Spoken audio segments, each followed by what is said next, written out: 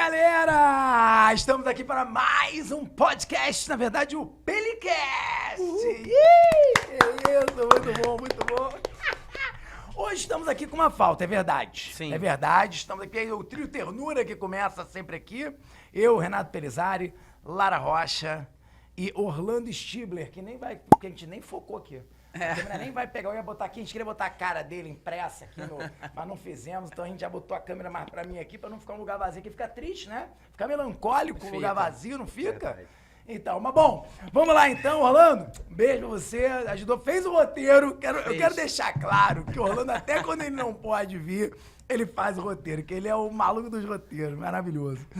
Né? Então, galera, eu só quero anunciar o tema de hoje, que foi um tema difícil da gente chegar, eu vou explicar por quê. Porque, na verdade, como é a nossa primeira temporada do Pelicast, né, Lara? Sim. O que a gente tá fazendo? A gente primeiro pensa nas pessoas. Você pensa que, pô, uma pessoa maneira pra trazer, que vai trazer coisa legal pra gente entreter, pra trazer conhecimento, Sim. e bagagem, e histórias, etc. E depois a gente fala, pô, então, e sobre o que vamos falar? E aí essa pessoa, que tá aí já, porque eu não sei como é que tá o jogo de câmeras, esse cara aqui, João Leal, que isso? Maravilhoso. João Leal é fundador, meu amigo, vamos começar assim, é meu amigo, é verdade, eu explano logo. Esse não é meu amigo. Pode ser que chegue um momento, não, a gente já teve gente aqui que não é amiga nossa, conhecido, mas vai chegar um momento que vai ser uma pessoa que eu convidei e não faço ideia quem é. Sim. Né? Mas por enquanto são os amigos mesmo, né? É isso. João Leal, além de meu amigo, ele é o fundador da Árvore de Livros, né? E aí que a gente começou a conversar, a gente pensou, vamos falar sobre literatura. Pô, mas literatura, a Árvore de Livros, ela é digital, então vamos falar de tecnologia. Pô, mas peraí, mas aí o João Leal é fundador da parada, vamos falar de empreendedorismo, que é outra parada super importante, tá super em voga hoje em dia. Então quer saber? Na dúvida de um nome pro programa, esse é o nome que a gente vai falar de empreendedorismo, literatura e tecnologia, cara. É isso! De tudo um pouco, só vamos. Bom, João, esse é o clima do nosso podcast, você vai ficar à vontade. Aí, sei lá, primeiro pode se apresentar e falar já um pouquinho da árvore, até pra galera entender por que eu quis chamar aqui. Porque não é só porque é meu amigo, né? Claro. Né? Senti a pressão com a apresentação. Ó, tô feliz aqui, ó. Que isso, carequinha. Vou levar pra casa. Obrigado, antes de tudo. Obrigado pelo convite. Obrigado por estar aqui com vocês. Feliz em fazer parte aí da primeira temporada e no grupo de amigos aí. Que tá vindo conversar aqui um pouquinho. Mas ficou mais feliz pela primeira temporada ou pelo grupo de amigos? Agora eu quero ver. Grupo de amigos primeiro. Aê, na pressão ao vivo. Eu tô torcendo pela primeira temporada, pra vocês terem umas... Que 100 mil temporadas aí. Teremos, a gente velha aqui, mas a barba já tá branca, né? Não vai mudar isso. muito o layout, mas já fizeram inclusive a barba branca ali, já pensando Já nisso. pensar no futuro, sobre Exato. isso. Então, eu sou o João, fundador da Árvore, carioca, filho de professora, de um pai que começou vendendo Barça, pra galera nova que talvez escute, nem sabe o que é. Eu tive, foi uma emoção na casa, choramos quando chegaram as caixas daqueles caras de terno entregando as caixas que era lá. caríssimo. Meu pai era um cara dele. Vai ver o teu pai entregando lá em casa, será? É. Eu não vou lembrar, não tenho foto, né? Não tinha celular. Gente. Chora. Não, posso contar rápido, desculpa. Claro. Esse é o nosso podcast. Eu fui na minha mãe agora, mamãe, tipo, tirar coisas do apartamento de mamãe, que mamãe é uma acumuladora, como toda velhinha, né? Eu fui tirar coisas e tal, joguei um bando pô, daquele aurelinho forte, uns 5, 6 lá em casa, que bom, né? Que a família... E eu me neguei a jogar minha Barça fora. Óbvio, me neguei! Aqueles livros de capa preta com chuado lindos, que eu chorei tanto quando a gente ganhou da mamãe, que fez um esforço gigante. Sim. Esforço financeiro, gente. Vocês não entendendo, era caríssimo. Era muito caro, sim. Larousse, Barça, eram algumas das principais enciclopédias, pra quem não sabe, não tinha Wikipedia, né? Não tinha Google. Não tinha Google, não tinha computador, gente. Não tinha computador, era coisa de grandes empresas, etc. Em casa não tinha computador doméstico, não tinha. O primeiro computador foi o Gradiente Expert Plus. Porra, né? Eu já era maior. Então, assim, eu não joguei fora, está lá. E eu vou, no próximo episódio, eu vou trazer o índice pra mostrar pra eles, pra quem não sabe. Boa. Cara, porque eu lembro da emoção de ver, quando ele chegava nas casas das pessoas, eu olhava aquilo e falava, meu Deus, isso é lindo. Porque, cara, toda coleção, assim, é a coisa mais linda do mundo. Gente, eu tô chocada que existe alguém que conheceu alguém. O pai dele, agora vamos mudar, o pai dele que foi lá em casa entregar a Barça quando eu Vamos comprei. contar Verdade. isso, vamos fazer essa Olha aí, fanfic. ó. Olha a conexão aí, ó. Já tem de muito tempo. É isso. É isso. E era isso, era a época que as pessoas recebiam alguém em casa, né? Hoje em dia é inviável alguém tocar a tua campainha e se abrir pra Qualquer vender coisa, alguma coisa, exato. né? Então era a época que isso era possível ainda. E aí eu nasci, os dois muito novos, filhos tiveram minha irmã, um ano e meio depois eu nasci, os dois tinham por volta de 19 ainda. E aí minha mãe, professora, falou, vamos parar de vender Barça e vender livro aqui que eu vou escrever, livro que a gente vai publicar de outros autores. Estavam criando uma editora sem saber que aquilo era uma editora, na verdade. E aí isso demorou 15 anos para dar certo e sair de dentro da nossa casa. Então por 15 anos ali meu pai ficou ainda vendendo Barça à noite, que as pessoas recebiam as outras à noite, vendia hospital, escritório no centro que recebia a gente, trabalhava até tarde. E horário comercial, os dois fazendo a editora funcionar dentro da nossa casa. Então, eu e minha irmã, a gente acompanhou por muito tempo na infância minha mãe em feirinha dentro de escola, feirinha literária em praça pública que ela montava, etc. E acho que todo esse lado do empreendedorismo aí, da dúvida do tema do programa, não tem dúvida nenhuma que vem dos dois, assim. Vem do lado de ver os dois empreendendo. Você nasceu vendo empreendedorismo dentro da tua casa, né? Cara, eu tô achando mais maneiro do que eu já tava imaginando, porque eu já tava aqui emocionada, né? Já deixando aqui em aberto, porque eu sou uma profunda consumidora do Árvore, né? Daqui a pouco eu conto isso. E aí, quando o Renato falou, eu falei assim, cara, não vou falar nada no grupo, não. Eu vou ficar aqui fingindo naturalidade. Aí a gente chega aqui, Marcelão fala assim, ele vai ficar sentado do seu lado. E tu ainda vem com o quê? Com Barça. Cara, ainda me mete essa da E barra. com empreendedorismo, que os pais fundaram uma editora dentro de Cara, casa. Sem chorar, Lara. Eu fico muito emocionado com essas coisas, gente. Pode chorar sim! Eu sou muito Pode besta. tudo. Eu sou muito besta. Segue, João, vai. Vou ficar aqui assim, ó. E aí acho que é isso. Aí privilégio de mãe professora.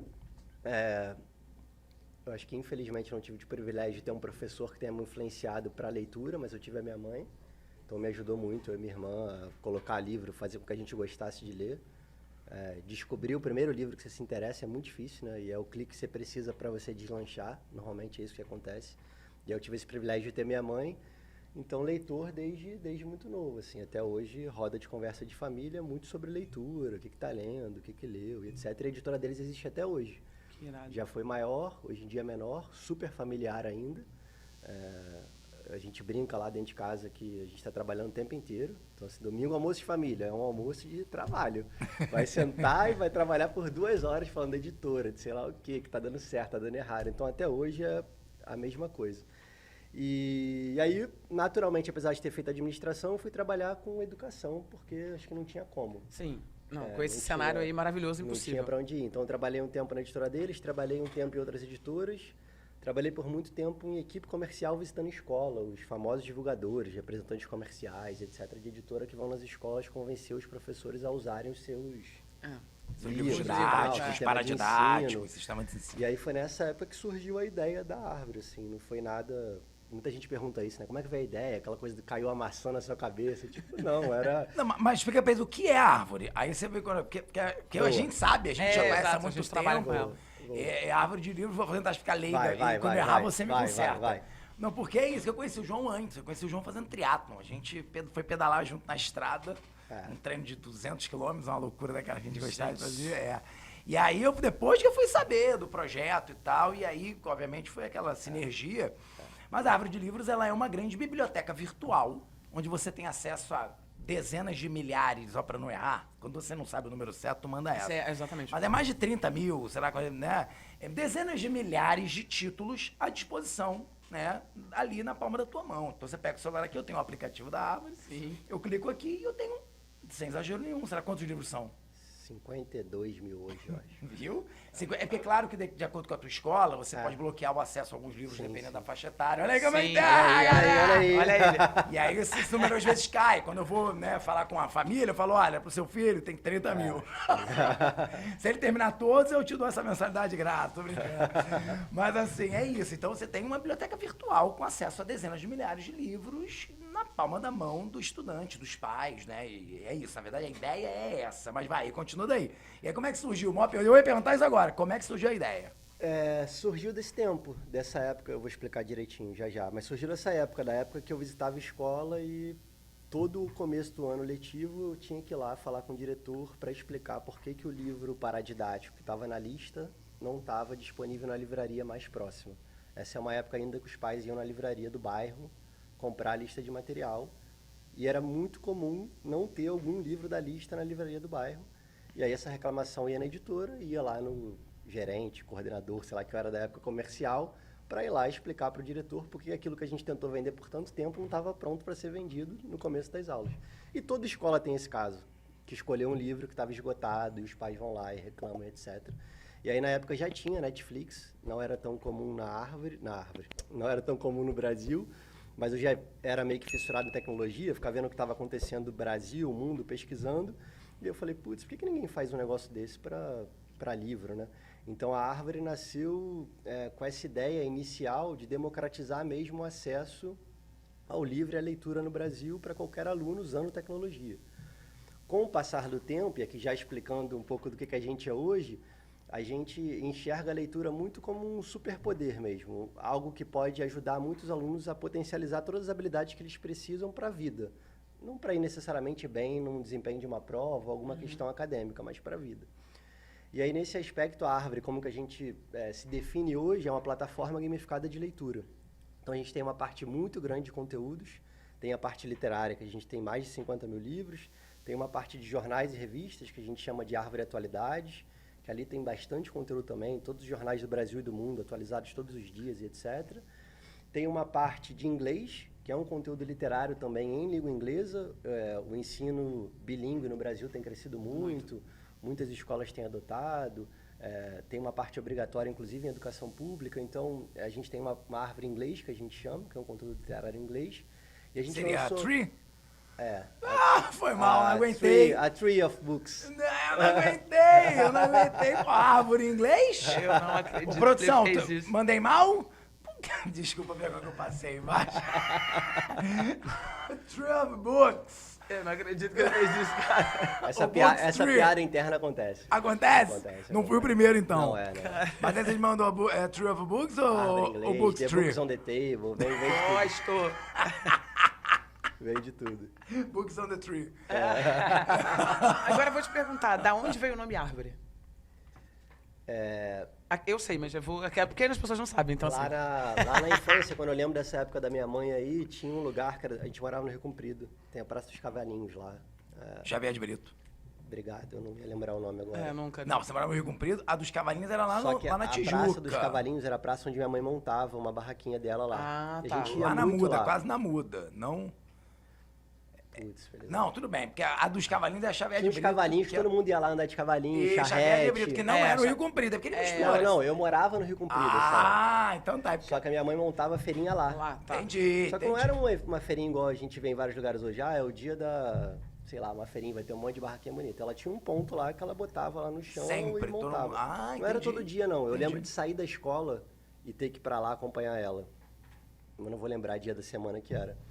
E aí lá, eu era viciado em gibi essa época, Turma da Mônica. Muito viciado. Eu também. E eu ficava maluco porque meus amigos não gostavam. Então lá eu comecei a montar uma que eu dava para as crianças, que eu tinha muito.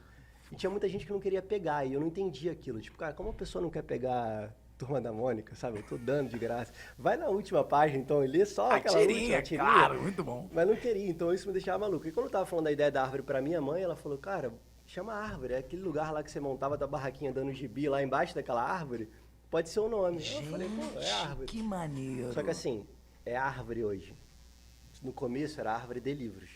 E a gente começou a ter várias soluções. Hoje a gente tem 4, né? Esse livros, o inglês, o atualidades e um socioemocional, que chama Sentir.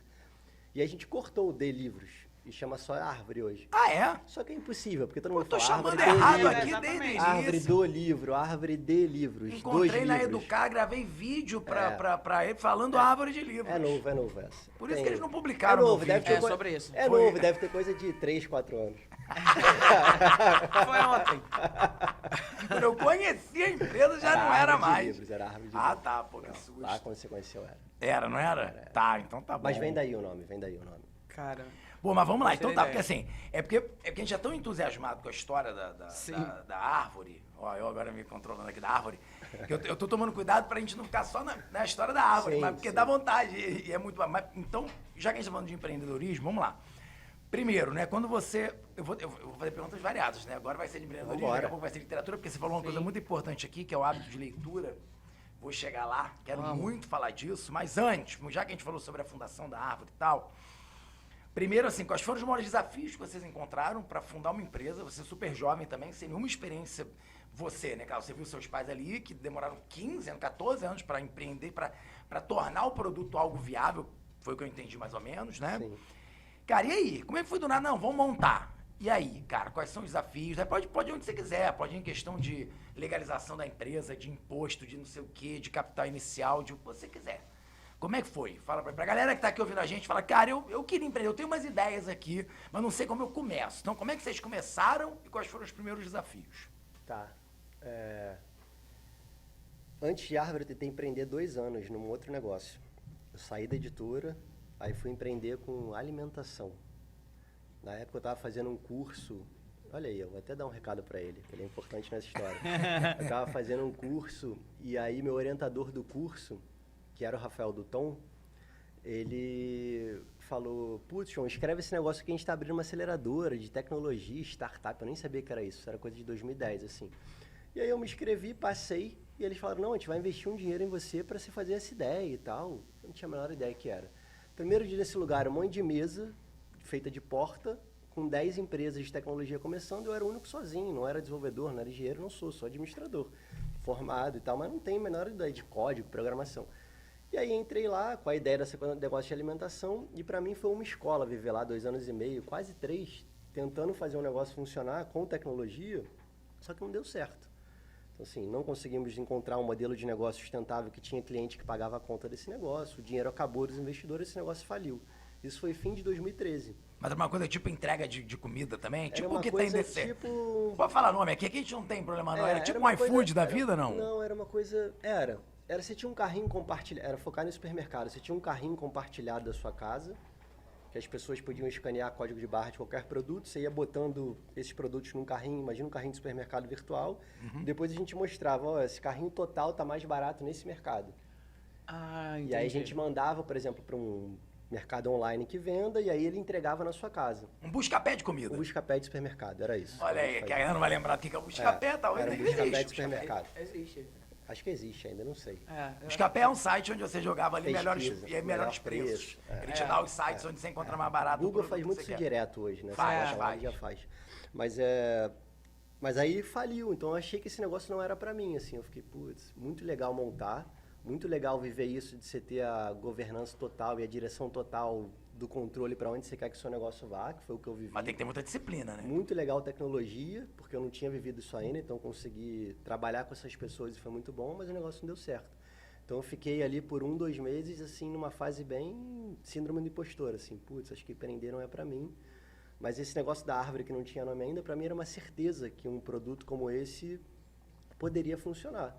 Então no começo o desafio pra mim era não quero investidor, muita gente, empreendedor, tem esse desejo, esse sonho de conseguir rodar de investimento, né? Como se fosse uma grande marca, um grande sucesso. Realmente é uma validação do seu negócio, mas eu não queria isso porque eu tinha tido uma experiência ruim. Eu falei, não, quero ver se as escolas conseguem. Então o primeiro desafio foi achar o primeiro cliente. Eu falei assim, para esse negócio aqui ser sustentável, eu queria que alguém assinasse um contrato e pagasse essa conta aqui. E aí, Mas a relação com as editoras foi tranquila? Não, eu nem tinha ainda. Nem porque- tinha. Era né? isso que eu ia perguntar. Porque a minha primeira grande dúvida é essa, cara, como é que você convence uma porrada de É. editora a botar os livros dentro de uma... Eu- Claro, eu- tem uma contrapartida É. evidente, você não precisa abrir aqui Claro. o segredo de negócio, mas é óbvio que tem, mas assim, cara, né, a minha dúvida era Sim, eu ia essa. perguntar a mesma coisa. Que a árvore é de 2014. 2014, nenhuma tinha. E aí eu acho que nessa fase, quando eu consegui vencer o ponto das escolas, que sem ter nada, PowerPoint mesmo. Eu sou péssimo em PowerPoint, muito ruim. O pessoal da Harvard me zoa muito, né? Faz traco tudo torto. Mas eu levei um PowerPoint simulando que a Harvard funcionava. E a gente fechou o primeiro contrato da Harvard com o PowerPoint, para entregar a Harvard em 2015, no começo do ano letivo. E aí que eu fui atrás das editoras. E no começo realmente era um modelo que Tu não vendeu uma existia. ideia. Eu vendi uma ideia. Me deu uma ideia. Não tinha nada engatilhado? Não. A gente tinha que entregar uma plataforma de Com leitura livros. com livros. Se desse tudo errado, tu ia botar os livros do quê? Que tua mãe escreveu ao longo da vida. Acho que foi isso que aconteceu. A gente botou um monte de domínio público. Ah, olha E aí. foi ruim a primeira experiência, né? Essa primeira escola cancelou no primeiro ano. Ai, não, eu tô rindo, mas você riu. A gente tá indo com Você riu, respeito. deixou eu rir. Exatamente. Porque Mas não era pra ter isso, a rido. gente não conseguiu. Foi um desafio grande conseguir convencer as editoras a mudar para um modelo Sim. digital. Eu imagino. Então, no começo, era muito aquela coisa do ovo da galinha. A gente chegava nas escolas e elas falavam, muito legal a ideia, mas quando você tiver um acervo importante, legal, volta aqui que a gente compra. E as editoras falavam a mesma coisa. Muito legal, mas quando você tiver uma base de clientes de escola grande, vai fazer sentido pra gente, a gente coloca. Então, sair desse impasse foi... É que nem o primeiro emprego, né? Foi tempo. Eu quero alguém com experiência. Botar no currículo. Mas como é que eu vou ter experiência se vocês não me contratarem sem experiência, cara? Total. Botar no currículo. Acho que o desafio primeiro foi isso. Conseguir primeiro cliente, conseguir fornecedores, no caso ali as editoras, né? Que eram bem difíceis. E como não tinha investidor, conseguir gente, assim, que acreditasse na sua ideia e topasse receber nada ou muito pouco. Isso é bem difícil. Muito difícil. Como que você consegue convencer alguém a dar seu tempo por nada ou quase nada, acreditando que essa coisa vai crescer, assim? Porque tem isso, né? Tem Assim, isso. se você me chama em 2014 para ser seu sócio, Sim. mas eu sou péssimo com isso, tá? Sim. Mas se você me chama para ser seu sócio, inclusive o Marco Fiz me chamou para ser sócio do Descomplica, eu tô falando aqui mesmo, eu falei não. Falou mesmo. Falei não.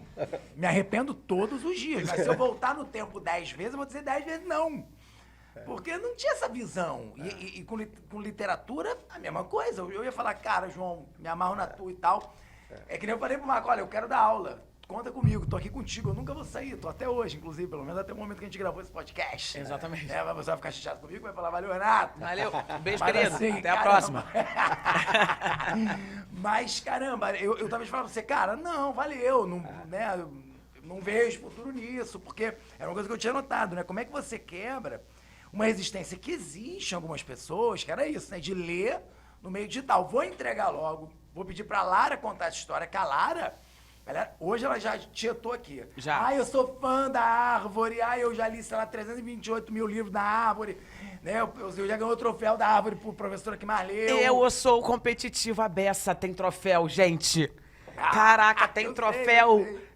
Eu fiquei muito emocionada porque eu vi os alunos. Aí quando eu descobri que o professor também podia ganhar troféu, eu falei, vou Foi na ganhar. minha unidade. Eu recebi um e-mail com você ganhando os prêmios, porque eu era o diretor da unidade. Falei, Lembra vou disso? ganhar, eu vou ser a professora que mais vai ler livro no ano, óbvio. Mas então eu quero, Lara, que você conte a tua transição, a tua transformação. Uma pessoa que tinha resistência, claro, como todos nós, mais antigos, acostumados com livro. Fala você que é antigo, palhaço. Mas vai falar que foi que eu dei aula pra ela, todo episódio ela vai falar. Vou e falar, gente. Vai falar que a minha barba branca se justifica por isso também. Mas conta como é que foi essa sua quebra dessa resistência por ler no online e você virou essa leitora voraz aí, talvez a maior leitura da história da Bíblia. Já aumentei, né? Já aumentou. Da Nossa, vamos- história, já leu mais que o próprio João na plataforma. Joguei. Então, a minha história, eu sou muito a louca do papel, né? Adoro livro. Né? Tem aquela estante maravilhosa, que todo mundo, né? Olha a minha estante e fala, meu Deus, que estante linda, eu sou apaixonada. Fazer por live com a Lara, parece que ela comprou aquele papelão no fundo. Sim. Sabe, que finge que é tão bonito, Fake. tão organizado e tão bonito, com escadinha. A dela é que não tem escada? escadinha Tem que uma corre, escada. juro, É. escadinha que Profissional, corre. profissional. Igual a do meu colégio de freira que eu estudei, pô. É sobre Sério isso. mesmo? Eu tenho uma estante nesse pique de livros porque eu sou apaixonada. Também era apaixonada por Turma da Mônica. Então eu sou uma leitora voraz desde criança, porque eu também tive a minha mãe como alguém que me incentivava muito. Então, caraca, queria me fazer feliz era minha mãe chegar a casa, é ridículo isso, com um livro. Então hoje, quer me fazer feliz? Me dá um livro. Todos os meus alunos sabem disso. Pô, obrigado, Maurício Souza.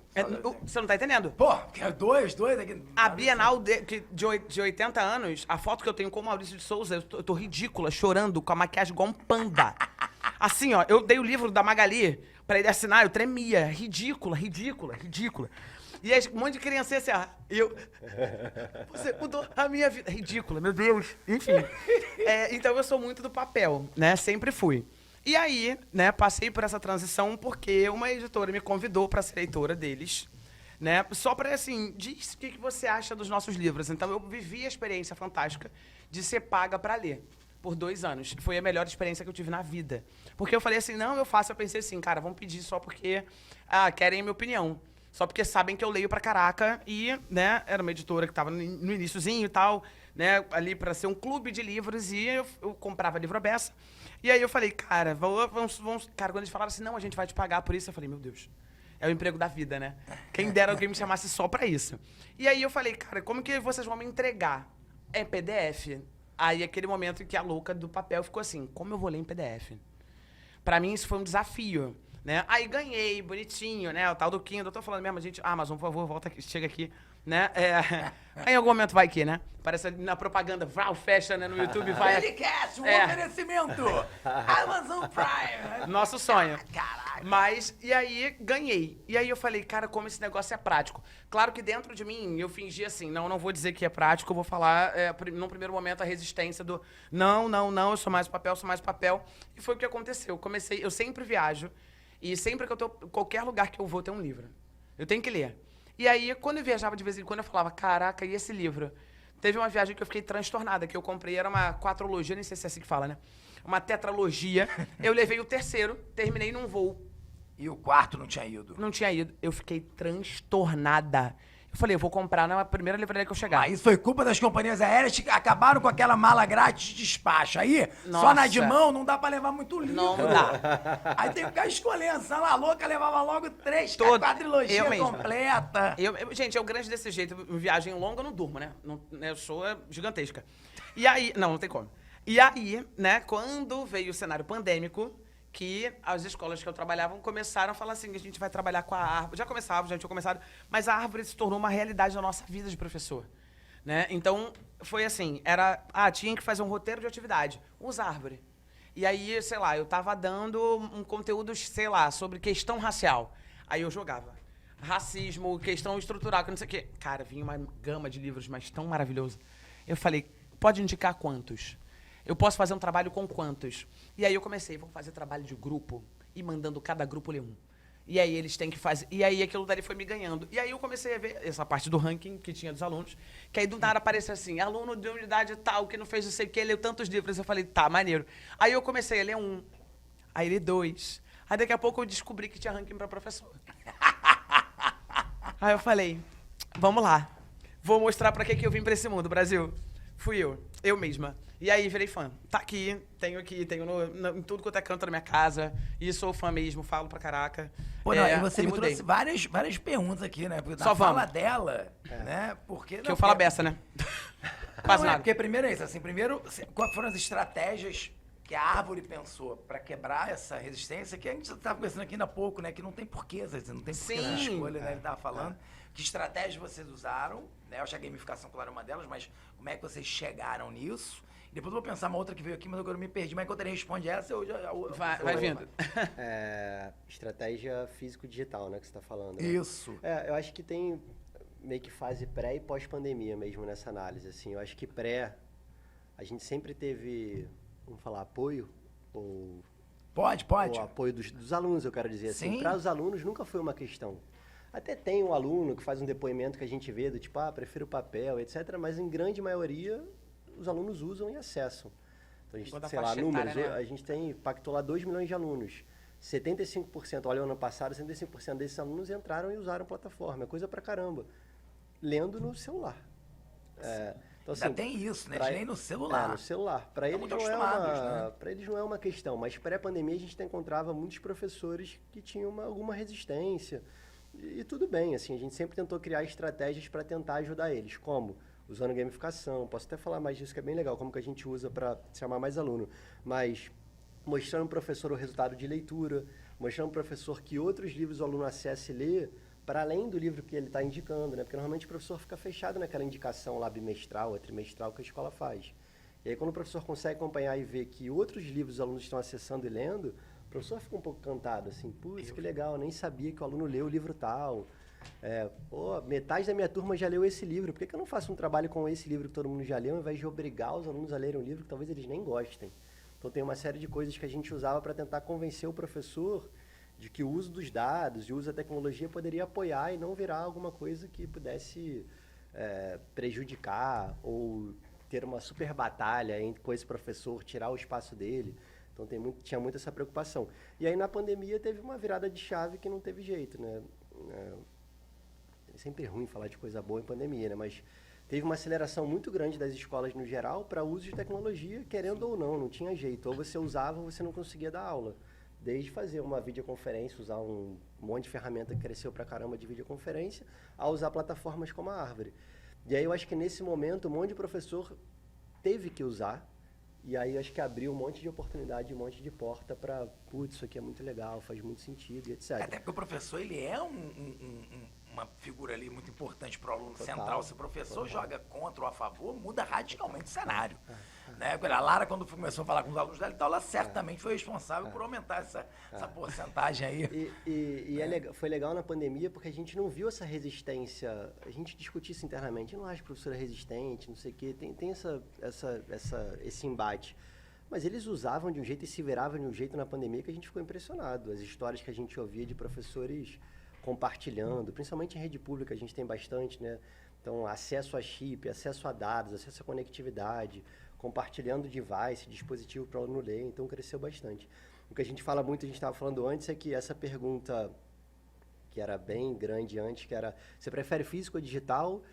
Ela é uma pergunta errada, assim, ela parte de um ponto errado. Você não deveria ter, você pode ter uma preferência, mas você não deveria excluir a outra possibilidade. Que é isso que você estava falando aí. Você está no avião, é mais fácil você levar um... Você pode até levar um físico, mas você pode ler. Se acabasse o livro, você poderia ir para o digital. Exato. E ter continuado lá a série, e ler mais 10 se você quiser. Você não vai levar 10 livros numa viagem com restrição de mala e etc. Exato. Então, acho que é para cada momento. Então, se você conseguir navegar nos dois mundos, é o que a gente entende que é o melhor cenário, assim. Não tenho dúvida. Inclusive, eu estava aqui, uma coisa que eu anotei que era isso, que assim, estava hoje na escola discutindo o hábito de leitura, né? Como é difícil, eu estava contando como foi. Com o Matheus, meu filho de 16 anos, que me pegou numa fase onde eu menos li, né? Porque é isso, o celular ganhou, o WhatsApp entrou no mundo né, corporativo de um jeito. Que hoje em dia não é só o WhatsApp, é o Slack, né? Que é o Sim. WhatsApp da empresa.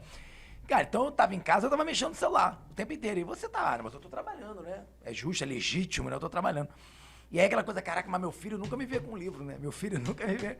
E aí aquela coisa, cara, como é que a gente estimula as crianças, já que eles estão com o celular na mão o tempo inteiro? E aí a gente sempre fica nesse discurso, cara, estimula o seu filho a ler. Então hoje eu chego em casa, eu abandono o celular, pego o livro, eu leio pra Betânia, como aquele dia, né? Que eu já li o livro do Krenak pra ela, aquele livrinho do Ideias para Adiar o Fim do Mundo, e etc. E é real isso. Só que olha que interessante, aí eu quero saber se foi pensado, porque assim, cara, tudo bem, os moleques estão com o celular na mão o tempo todo. Pô, se eu boto o livro aqui dentro, não é mais uma luta. Não é mais ou o livro ou o celular. Né? Ele tá com a rede social, ele tem o WhatsApp, mas ele tem o livro. Né? Tá aqui, ó, árvore aqui. Né? Então ele pode clicar aqui, pô, agora eu vou ler um pouquinho. Né? Então, assim, juntar esse tipo de coisa impacta, inclusive, nos hábitos, no dia a dia. Né? Você não precisa largar uma coisa para ter a outra.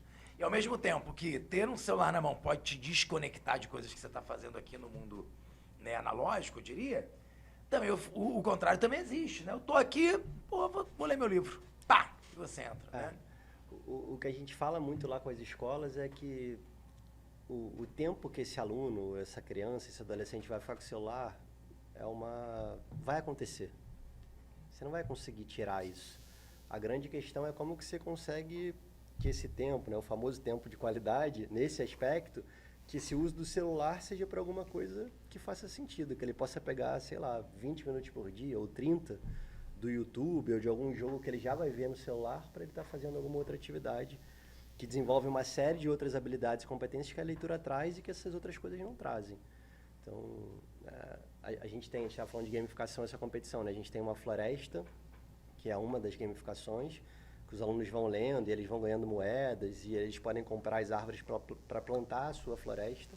E aí tem uma coisa de salvar o Otto, que é um macaco lá, que é o nosso mascote. E o que faz as árvores crescerem é o quanto que ele tem de nível de água. E o nível de água da floresta dele é baseado no hábito de leitura. Então, se ele lê todo dia um pouquinho, ele consegue manter esse nível de água adequado para as árvores crescerem. E cada árvore leva um tempo, em dias, para crescer, etc. E o legal é que um aluno consegue ver a floresta do outro. Então tem uma competição nesse sentido de, Gente, deixa eu ver essa floresta, se você está com uma árvore, eu estou com 10, etc. A gente vê muito professor usando a estratégia da gamificação nesse sentido. Então, ele vai para a sala de aula e fala, não, hoje o Pelizari vai explicar que livro que ele leu para aquela árvore ter crescido. Aí você vai lá, apresenta sua árvore.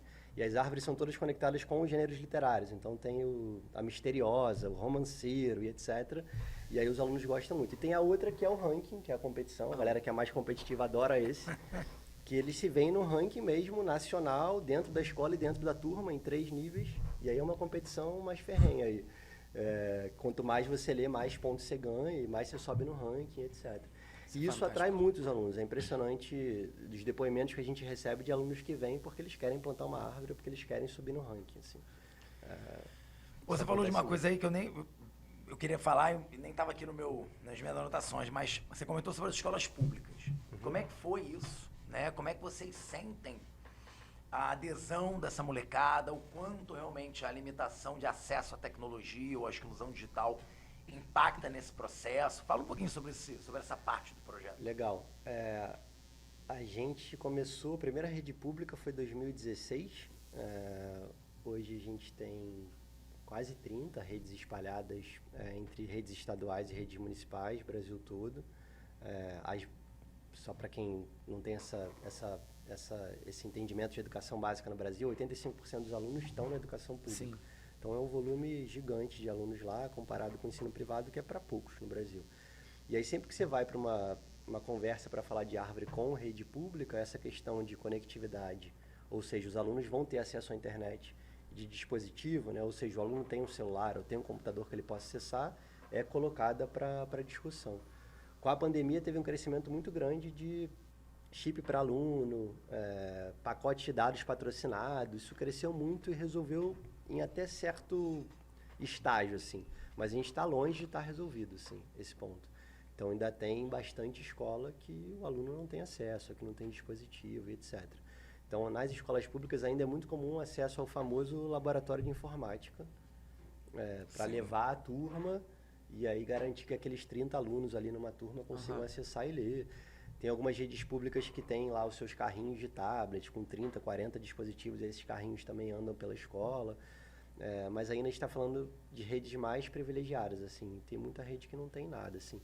Mas é também errado a gente generalizar e achar que todas as redes públicas são assim. Então vou tentar levar para um caso extremo aqui para lado bom, copo meio cheio. A gente é parceiro da Rede São José dos Campos há muito tempo, em São Paulo. Quando você pega a média de leitura dos alunos de São José, eles batem qualquer escola privada. Qualquer. Eu estou falando da escola número 1 do Enem, 2, 3, sei lá, top 10 que a gente tem. Os alunos lá, na média, leem mais que qualquer aluno de escola privada no Brasil. E é impressionante, é uma rede pública. Isso aí reforça aquela ideia de que é uma questão de oportunidade, muitas vezes, né? Sim. Porque é aquele estigma, né, no Brasil, que é aquele, não, porque é aluno de escola pública, né, porque ele não quer nada. Cara, isso é irritante, né? Vontade de esfregar a cara no chapisco.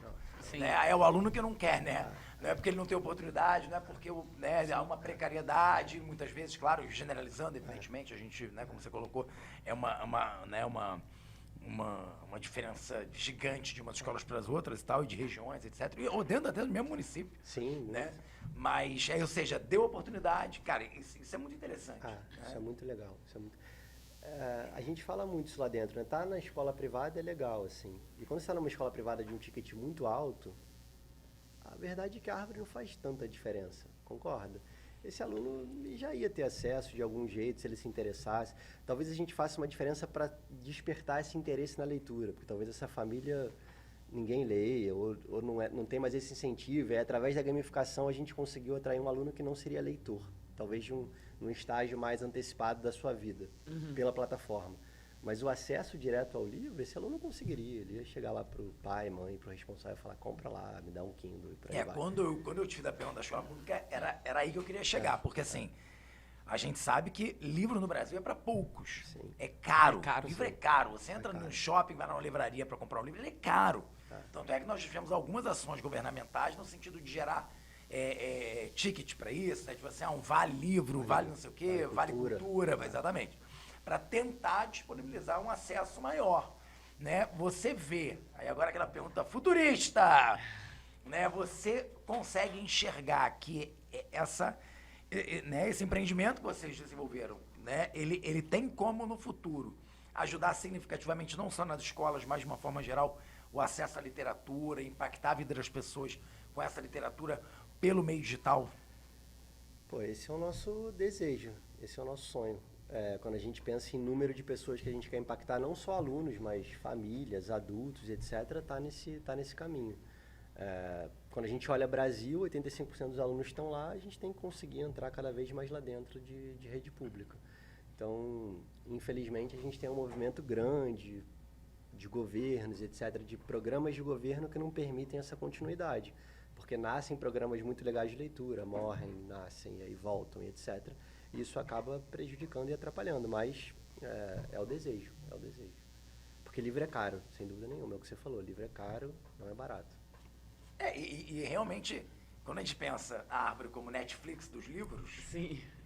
faz todo sentido. Porque assim, o Netflix conseguiu fazer isso, né? Sim. Imagina o número de pessoas hoje que têm acesso a filmes, etc, que não tinha Gigante, antes. Não tinha, gigante mesmo. Né?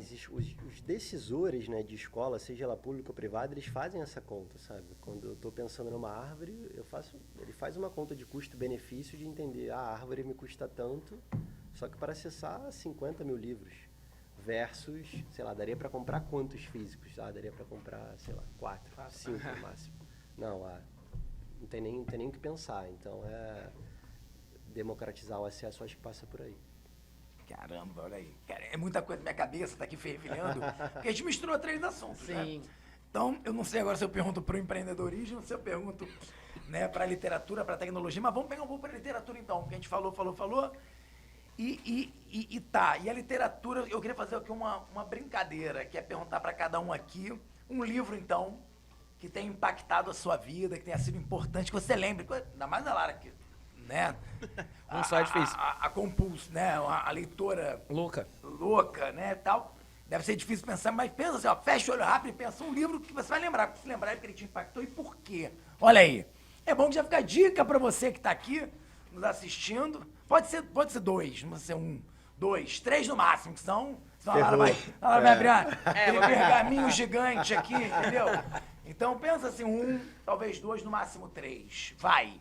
Eu vou só fazer um comentário aqui com o meu Luca agora que eu pensei de como a leitura digital, né, enfim, em algum dispositivo digital se tornou minha realidade, porque, né, eu sou mãe tem pouco tempo, né, o pequenininho vai fazer 7 meses. Amanhã. Vulgo amanhã. E eu tentava ler nas madrugadas enquanto eu amamentava e era muito difícil segurar a criança e virar a página. Então, na madrugada, é muito melhor ler aqui, ó, faça aqui, ó, pum, a criança aqui, ó, eu tô, pum. Leio vários livros de Esse madrugada. ranking que a gente tem, para os professores e para alunos, a gente tem um ranking interno, né, do time. E aí toda reunião mensal lá, a gente bota um ranking e a galera tem uma competição acirrada. Ai, gente, me chama pra trabalhar na árvore. Só pra eu participar na desse época ranking. tinha uma pessoa lá que era o Bruno, que trabalha com a gente. Ele foi pai há pouco, fez 1 ano agora, até semana passada. Mas na época que ele estava de licença lá, parental, ele não ganhava, porque tem uma menina lá que é impossível, a Rebeca, ganhar dela. Mas o Bruno ficava ali 2º e 3º porque ele tava direto isso. com o filho, com o Bentinho lá e lendo no celular. É sem sobre parar. isso. Na madrugada eu tô ali, ó, só passando aqui as páginas. Louca. Cara, então, eu vou puxar um livro que eu li ele algumas vezes na minha vida, em fases diferentes. E como ele mexeu comigo em momentos diferentes, por me trazer conhecimentos diferentes. Que é o classicão do Mundo de Sofia. Eu ganhei quando a Sofia, eu tinha 14 anos, e a Sofia no livro tá fazendo 14, se eu não me engano. E aí eu li a primeira vez e falei, grande porcaria, né? Porque assim, cada capítulo é um filósofo, eu sou professor de filosofia. E aí, cara, não tinha bagagem de filosofia para entender o que a relação da história dela com o filósofo. Eu já fazia, óbvio, na escola eu tinha aula de filosofia, mas não era, óbvio, né, a bagagem que eu tinha. Aí eu peguei para ler depois, no meio da faculdade, o livro era outra parada. Aí eu fui ler depois de terminar a faculdade, já dando aula, indicando para amigos e professores, assim, eu falei, cara, que livro é esse? Né? Porque aí você tem uma outra visão que é completamente diferente. Né? Então, assim, eu li ele em vários momentos da minha vida e ele foi me trazendo versões e histórias completamente diferentes. Então, acho que o Mundo de Sofia mexeu comigo nesse aspecto. Puxou a sardinha pra filosofia. Óbvio. Todo mundo descarada, né? Eu sou cara de pau. Caraca, porque é engraçado, eu fiz a pergunta, mas eu tô aqui pensando, tá difícil aqui. Tá Tô pensando com no seu, né? Não, tô com um, mas é porque eu fiquei pensando num assim. Mas vai lá, João. Sempre que Porra, vem eu tô apresentando, eu empurro pros Sempre outros que vem essa primeiro. pergunta e eu ouço as pessoas, a viagem que vem na minha cabeça talvez não para quem lê igual você por uns anos, muitos livros não faz tanto sentido, mas para quem lê normal, se você conseguisse voltar na história dos livros que você leu, é uma viagem muito grande que provavelmente fala muito com o estágio que você estava na vida, né? Então eu fico numa viagem assim, putz, se eu voltasse no tempo e fosse vendo os livros que eu li a cada mês, fala muito com o que você estava vivendo naquele momento, né? Porque a busca do livro ali, você escolher dedicar tempo para aquilo, é que você está buscando algum sentido para alguma coisa. Ou porque você está querendo se envolver no trabalho, ou porque você está vivendo alguma coisa na sua vida, ou porque você quer ler alguma história que vai te chamar a atenção. E aí essa análise é uma viagem infinita aqui. Eu volto nisso o tempo inteiro. Tipo, Não, o que vocês falaram fez muito sentido, porque assim, eu pensei numa que eu nem lembrava que eu tinha lido. Mas pelo que você falou, eu vou até falar logo que não é esse que eu tinha escolhido. eu tô fugindo do meu Quando, aqui. quando Nietzsche chorou, Aham. Você lembra desse livro? Um livro Sim, que foi até um best-seller, se não me engano, vendeu pra caramba. sim. Eu peguei e vou ler esse livro. Cara, esse livro na época me trouxe tantas reflexões, que eu sou aquele cara, né, que eu sou um historiador, mas quero fazer psicologia e vou fazer. Ai, vamos, amigo, meu sonho também. Ah, não. Para, tá falando sério? Juro. Dá a Eu mão falo aqui. sempre. Não sei se vai pegar aqui, não vai pegar. Amigo, eu tenho 1,80 m, né? Só de braço Não, definido. quer dizer que a câmera não vai Ah, pegar. a câmera. Ah, tá. Mas não faz mal, não faz mal. Temos a mão, tá, nesse momento. Vamos mesmo? Vamos, Sou óbvio. louco pela psicologia, mas esse livro me trouxe tantas reflexões, que, cara, aquilo mexeu comigo, sabe aquela coisa, e aí você quer chorar, todo mundo quer chorar. Caraca, é isso, né? E eu tenho a impressão que se eu ler de novo vai trazer outras reflexões, Sim. né? É, como também um livro que eu não terminei, eu parei, ele tá parado lá em casa, que é a Máquina de Espanhóis, a Máquina de Fazer Espanhóis do Walter Ugumãe, não é isso? Sim. Eu parei, porque eu acho que minha mãe está no momento agora que eu não sei se eu levo ela para uma casa de idosos super animada, que minha mãe é super animada, se eu deixo em casa com uma cuidadora, se eu levo para minha casa, o negócio está mexendo comigo. Sim. Eu tive que parar, Pausou. porque eu chorava compulsivamente lendo o livro. É a Máquina de Fazer Espanhóis? É isso. Esse o nome. Fica aí também uma sugestão de leitura, eu não terminei. Mas quem me indicou falou que é maravilhoso e mexeu tanto comigo no início que eu fugi do livro, o livro tem isso, né? Tem. Eu não estava pronto para ler. Tem isso. Eu parei, tá parado lá. Aí quando eu viajo, levo ele, não abro. Não abre. Não, eu vou começar até de novo, que já tem um tempo que eu comecei de novo. Então, olha, já falei 2 que mexeram comigo por motivos diferentes. Mas vou guardar o que eu pensei pro final. Agora é você, João. Eu pensei em 2. Eu pensei em um da infância, que chamava chama, né, ainda existe, Meninos da Rua Paulo. Nada demais, mas ele contava uma história de 2 grupos de meninos que jogavam futebol e tinham uma infância que brigava com outro grupo. E foi o primeiro livro que eu li e falava tanto com a história do lugar que eu morava na época. E de fato ter esses 2 grupos que sei lá, esse livro eu li de um jeito que eu me lembro assim, com muito prazer. Então eu tenho essa memória de ler um livro que falava muito sobre o que eu vivia naquele momento. E o outro, sempre que eu falo, a galera me zoa, porque o nome do livro é O Mundo é Plano. Mas não é a Terra é plana, né? Porque, porra, a Terra não é plana. Negacionista! Não é isso. Que isso, Não é anti-ciência! Eu lembro que uma vez eu dei até isso num amigo oculto de livro. Aí o cara, porra, mas Terra plana? Eu falei, não tem nada Logo a ver. lê o você, livro. João! Lê o livro. Lê o Cara livro. tão erudito! Lê o livro. E aí ele abriu a minha cabeça, porque esse livro ele conta sobre histórias de empreendedorismo ou de inovações que aconteceram em lugares diferentes do mundo. E aí ele fala muito sobre a importância do conhecimento, seja ele através da leitura ou de qualquer coisa, para você ter, sei lá, uma criança em Bangladesh ter na mesma condição de uma criança nos Estados Unidos, no Brasil, em cidades grandes, pequenas, rurais, etc. Só que com um monte de estudo de caso que eu fiquei impressionado, assim. Acho que foi o livro, quando eu li na época, eu devia ser adolescente, sei lá, uns 15, 16, foi o que abriu minha cabeça para empreender, eu acho. Porque eu falei, cara, tudo é possível. Sabe aquele livro que te dá confiança, te fala, cara, só depende de você, assim, um monte de privilégio envolvido, mas assim, você pode correr atrás, estando em qualquer lugar e conseguir chegar lá. Esse livro me deixou... Tanto que o Estado te deu o mínimo de condição adequada, te deu um colégio de qualidade, te deu comida, te deu um lugar para morar, te deu um ambiente onde você não tenha que se abaixar de tiro para estudar. Né? Essas básico, coisas assim, aí básico. que Adam Smith não básico. imaginou que a gente precisaria estar falando hoje. Que eu passo um paninho para Adam. Né, pro Adamzinho, pro Adam Smith, que falei, cara, se ele soubesse lá, quando ele escreveu... talvez não soubesse. Pô, não. Eu ia chegar aí. Pô, mas tu me falou de... Mas são Foi os mal, dois, foi mal, mas são vai. os dois. Meninos da Rua Paulo Aham. e O Mundo é Plano. Você sabe que a gente vai fazer um outro podcast só ficar falando de livro aqui, outro falar só de filme. Sim. E aí no de livro você vai ter que voltar, Boa, sabe, boa, né? eu volto, Só eu livro. volto. Porque Eu você também me lembrei lembrou outro de também. Porque assim é isso, né? Livro depende do tema. Eu falei um romance e falei de um, né? Mas eu vou falar então o meu também, que eu não vou fugir não. Que é um da infância, que todo mundo conhece, mas tudo bem. Mas eu li um livro também nessa pegada, que é O Mundo Sem Pobreza, o Futuro do Capitalismo, do Mohamed Yunus. Que também isso me impactou muito, né? Que era assim, quando você começa a visualizar, eu fiz economia, né? Então, quando você faz economia, você fica com uma visão meio pessimista do mundo, uma visão muito economicista, do tipo, cara, é isso mesmo, o capitalismo é isso, então a pobreza foi naturalizada, ferrou.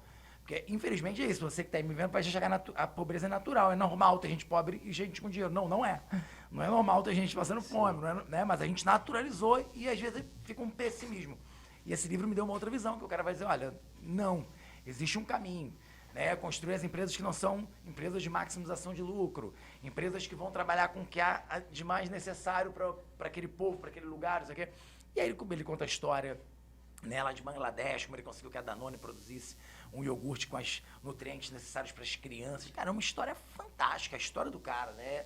E ele ganhou o Nobel. Ele né? ganhou o Nobel. Exato. Então, assim, foi um livro que muito me impactou nessa pegada aí, né? Que assim, cara, calma, o mundo tem caminhos, o mundo tem, né? Então isso é legal. Do mesmo jeito que eu também, outro livro me impactou muito negativamente nesse sentido, que é o 1984. Na distopia de George Orwell. Mas não vamos entrar por aí que eu já falei quantos livros. Cara, eu quero falar o meu agora. Qual é? Tô Vai, curioso. Mas tá chegando no final, ou o tempo estourando ali, mas eu tenho que falar do Se for um livro meu. ruim, você tava errado. Não é, Exatamente, esse livro ninguém tem coragem de falar que é ruim. É isso aí, eu também fugi, eu fui pra uma tangente. Esse não tem como alguém falar que é ruim. Quer ver? Eu tô fazendo um charme aqui pra pessoa. Ai, meu Deus, e agora? E quem tá ouvindo e não tá vendo, tá só ouvindo, falando, aí, fala logo, Pelinho, fala logo. Quer saber? É porque eu vou dar uma introduzida assim, né? Fazer uma introdução. Que eu sou, dá pra ver que eu claramente sou muito, eu sou hiperativo, né? Eu não sou diagnosticado, mas não precisa, né? Minha cadeira que mais faz barulho não é porque ela tá com problema, é porque eu me mexo o tempo inteiro. Dá pra ouvir aí, ó? Dá pra ouvir, pessoal? Não, né? Não vazou não no microfone. Posso fazer um parênteses antes? Pode. História rápida. Eu conheci o Pelizari, mas não te convivi vários dias assim juntos, né? A gente foi fazer uma viagem lá, É a curso coisa de mais paraquedas. insuportável. Aí eu pensei sozinho, eu falei, cara, esse cara não vai ser assim, sei lá, 4 dias, sei lá, sim. que a gente ia ficar. Cara, ele foi assim 4 dias, full, assim, 150% todos os dias, do café da manhã ao jantar. Eu falei, cara, esse cara não descansa Ele é nunca. insuportável. Cara, eu sou diagnosticado com hiperatividade e não sou assim. Caraca, viajar com o Renato, gente, é a coisa mais... Cara, a gente acorda assim, a gente tem que, sei lá, a gente vai viajar pra dar aula. Aí a gente, cara, 5 horas da manhã, a gente ia tomar café da manhã, não tinha nem café da manhã ainda. Todo mundo assim, dando bom dia, gente, bom dia. É Renato, caraca. Bom dia, galera! Esse nível. Na dancinha. Falava, cara, não é possível, cara, são 5 da manhã, tá escuro, não é possível que você tá feliz assim. Não E quero tá. Sou. É mesmo. Fechei. Pô, mas é muito... Mas tem tudo, não, vocês ajudaram na minha introdução. Porque vocês imaginem que eu desse meu jeito, até hoje, 42 anos, mas eu durmo que nem uma pedra por isso, que eu gasto energia pra fazer isso. Sim. Energia falando, me mexendo, etc. E é uma energia depositada mesmo, que eu gosto, né? Eu sou... Aí, pô, eu era muito mal interpretado na minha escola. Imagina, eu era aquele moleque que não parava quieto, sentava, mas eu respeitava todo mundo, participava das aulas, era um bom aluno, né? 1000 aspas nisso, mas assim, um cara que conseguia aprender as coisas com facilidade, etc e tal. Mas era o cara que sentava e levantava e queria participar, mas queria sentar na mesa. Aí eu, Pelizari, mesa não é lugar de sentar na cadeira. Eu ficava, mas por que não? Eu faço isso até Eu tô hoje. quietinho, tô sentado aqui no fundo, tô atrapalhando ninguém. Então era nesse nível. Aí um dia, e eu me sentia, pô, será que eu tô errado? Eu tomo bronca, e às vezes eu vou pra coordenação, mas poxa, eu não tô fazendo nada demais. Um dia eu li um livro que resolveu a minha vida. Marcelão, Marcelão tá curioso. Marcelão, que livro é esse? Vou dar a dica, é um livro do Ziraldo, chamado O Menino Maluquinho. Cara, porque, eu vou dar um spoiler do livro, porque quem não leu tá errado, né? Pô, o livro, cara, o moleque vai, ele dá uma zoeira, ele não sei o quê, aí no final, qual é a última frase do livro que foi uma redenção pra mim, que ele era apenas um menino feliz. Cara, aquilo pra mim, sério, parece bobeira, eu vou chorar se eu continuar falando. Ah, bonitinho, Porque para. eu li isso de novo várias vezes, li pro Matheus depois, e quando eu li pro Matheus, eu me identifiquei de novo e chorei, eu voltei na minha infância ali, falei, cara, é isso, né? Às vezes quando a gente é muito feliz e tal, a gente é mal interpretada, né? Não é possível, esse cara ele não é possível estar feliz assim, ele vive um personagem, né? Ah, ele tá fazendo isso aí pra ser agradável, ele tá fazendo, ninguém consegue fazer isso, né? Que nem o João conviveu comigo, não dá, porque tem uma falha, em algum momento você vai, e não, eu sou assim, eu sou essa energia mesmo e tal, e eu sou muito, muito feliz, é verdade. E aí esse livro me marcou, e quando eu fui ler pro Matheus, acho que eu só fui ter essa percepção quando eu fui ler pro meu filho. Ele era pequeno, eu falei, caraca, né? Então é isso, né? Aquilo me marcou muito. Claro, quando eu era criança, aquilo já me deixou muito feliz, mas eu fui ter essa real percepção e essa redenção quando eu fui ler um pouco mais velho, novamente, pela, sei lá, 10ª, 20ª vez pro Matheus. E lerei pra Betânia também. Que também é uma criança muito feliz. Muito, puxou papai. Eu falei, é a cara da mãe. Eu falo, mas a simpatia do pai. É isso mesmo. Porque aquela cara que ria até doente, tadinha, tava dodói essa semana e tal. Aí ela... tadinha, dá aquele sorrisinho forçado. Porque ela tá cheia de, né, daquela coisa linda. Beijo, pai, ó, beijo do pai. Tô indo pra casa, estamos encerrando aqui, minha mãe dá beijo. Vou dar um banho. Gente, sério, é aquele tipo de papo que não dá vontade podia ficar aqui de 7 horas, gente. Nunca, né? Nunca. Então, mas já tá aqui combinado, então. A gente vai fazer um episódio só de livro. Só de livro. Literatura, então, Clube mas do só livro. livro.